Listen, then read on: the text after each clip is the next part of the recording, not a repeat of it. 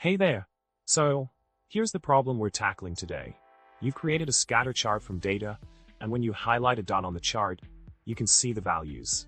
The issue is that you want to navigate to the source table exactly to the cell containing this data. You have multiple dots and need to work further with a specific value, which means you're constantly writing down the values and searching for them in the table. Sounds like a tedious task, right? Let's see how we can simplify this process. Now, let's dive into the solution. By running the provided macro, you can streamline the process. The macro starts by checking if the selection is a point on the chart. If it is, the macro then extracts the X and Y values of the selected point from the chart. Subsequently, it selects the corresponding cells in the source table containing these values. It's a neat way to quickly jump from the chart to the exact cell in your table, saving you time and effort. Problem solved.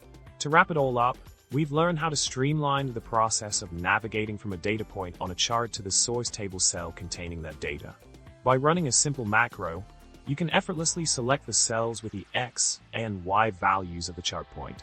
I hope this solution helps you work more efficiently with your data. Remember to subscribe, like the video, and comment below with your thoughts. Until next time, happy charting!